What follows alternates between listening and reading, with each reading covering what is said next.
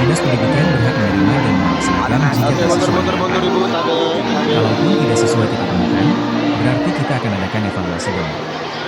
Saya rasa hal itu memang harus dilakukan ya, dan itu menjadi kewajibannya kami untuk melakukan penerimaan atau penolakan, ucap Aci di Balai Kota Makassar Jalan Jenderal Ahmad Yani, Selasa, 29 Juli 2025.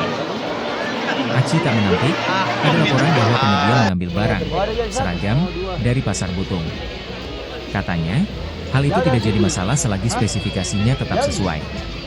Pada dasarnya, selain meringankan beban orang tua, pengadaan seragam sekolah gratis ini juga untuk memberdayakan UMKM penjahit. Harapannya, kesejahteraan UMKM meningkat, peredaran uang juga semakin menggeliat.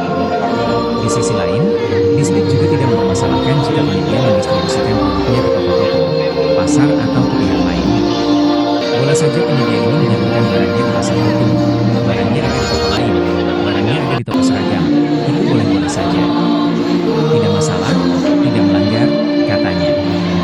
Sejauh ini, sudah ada 1.000 seragam yang disalurkan kepada peserta didik di beberapa sekolah.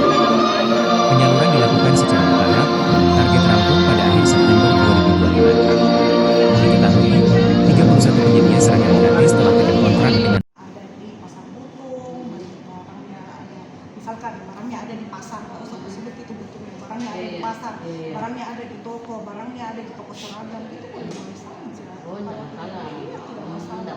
Hanya mesti dilihat speknya lagi, apakah memang sesuai dengan spek yang kita inginkan. Kalau tidak sesuai spek, tentunya kita akan evaluasi, ada quality control. Tapi kemarin yang berjalan yang sudah disalurkan bagaimana itu? Yang sudah disalurkan kita lihat, ini kan masih dalam tahap quality control, kita masih lihat seperti apa. Sudah sudah diklarifikasi. Ya, sudah diklarifikasi. Apa mungkin disampaikan dari penyedianya sendiri Bu alasannya? Benar dia dibeli.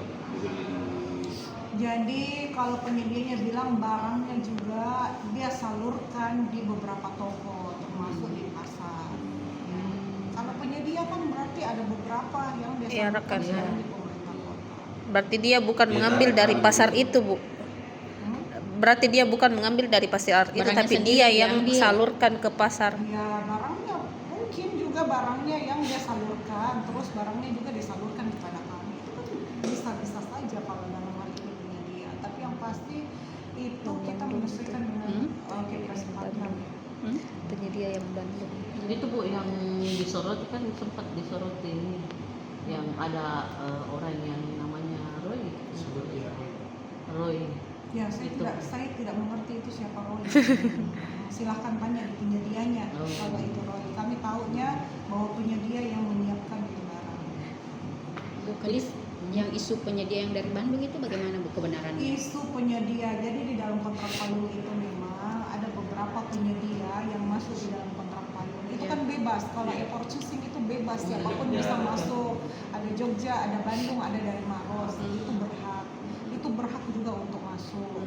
Ini kan terbuka, kalau kita lihat aturan dari ini juga itu terbuka untuk seluruh Indonesia, jadi siapapun penyedia ini bisa masuk. Tapi yang berkontrak itu memang adalah penyedia, ada juga dari luar daerah. Karena kan kemarin penekannya Pak Wali diprioritaskan UMKM lokal. Iya, saat ini memang kita prioritaskan, yang menjadi prioritas adalah UMKM lokal agar peredaran uang di Makassar juga ini tetap berjalan. Tapi bagaimana jalan gitu Bu?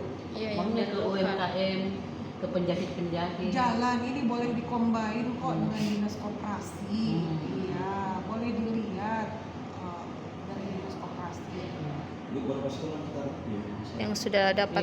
Ya, ini kan masih dalam proses. Tentunya kalau proses itu kan ada tahapan-tahapan yang kita harus lalui sebelum didistribusikan ke yang lain. Itu tadi yang saya bilang, kita harus ngecek dulu, termasuk di dalamnya adalah quality control.